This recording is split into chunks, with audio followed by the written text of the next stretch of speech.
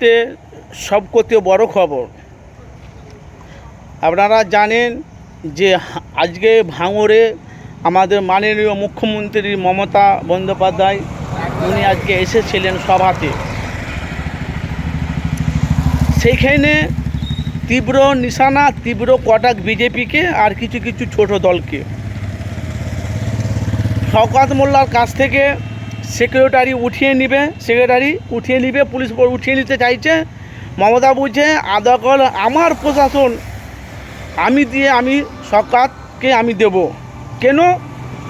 আমি ক্যানিং থেকে ভাঙড়ে আমি এই কারণে শওকতকে আমি ধার করেছি, এ কারণে শওকতকে আমি সব করতে ভালো। আমি যদি বাঘ হই, শওকত আমার ডান হাত।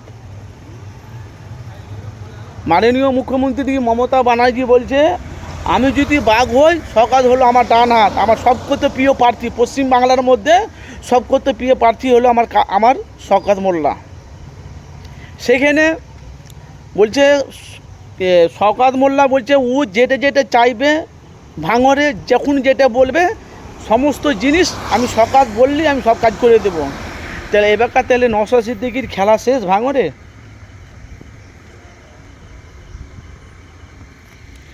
আজকে তো ভাঙড়ে কয়েক লক্ষ লক্ষ মানুষের সমাগম দেখলাম। আর সেখানে ক্যানিং পূর্বে যাকে প্রার্থী করেছে সেও আছে, বাহারুল ইসলাম নাকি।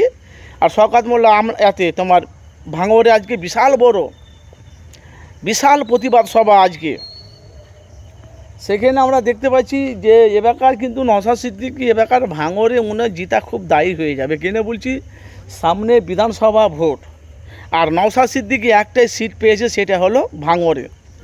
এবারকার 2026-এ আমার শওকত মোল্লা বলছে আমি 1 ইঞ্চি মাটি ছাড়বো না। শওকত মোল্লা বলছে আমি 1 ইঞ্চি মাটি থাকবো না, প্রত্যেকটা বুথে বুথে আমি থাকবো, আমার লোকজন থাকবে। দেখি কি করে ভোট চুরি করে, কি করে গা জোয়ারি করে 2026-এ জিতে। তাহলে এবার কথা অনুযায়ী যে মুখ্যমন্ত্রী মমতা ব্যানার্জি বলে দিয়েছে তোমরা শওকত মোল্লাকে তোমরা জিতাও। শওকত মোল্লা তোমাদের জন্য যখন যেটা আমার কাছে আবেদন করবে চাইবে সমস্ত জিনিস আমি চাইবে। কারণ কলকাতার পাশে আমি সবকথে প্রিয় প্রার্থী হলো আমার শওকত মোল্লা। তাহলে এবার ভাঙড়ে নওশাদ সিদ্দিকী হেরে যাবে নাকি? আর নওশাদ সিদ্দিকী 2026-এ যদি বিধানসভা ভোটে যদি ভাঙড়ে যদি হেরে যায়, ভাই আপনারা জানেন যে আমি কোনো তরফ থেকে কার দালালি হয়ে কথা বলি না। আমি যেটা ন্যায়ের কথা, যেটা সত্য কথা, সেটাই আমি মানুষের কাছে প্রকাশ করি। এবারকার 2026-এ যদি ভাঙড়ে যদি নওশাদ সিদ্দিকী হেরে যায়, আমার মনে হয় আইএসএফ দলের কোনো অস্তিত্ব থাকবে না।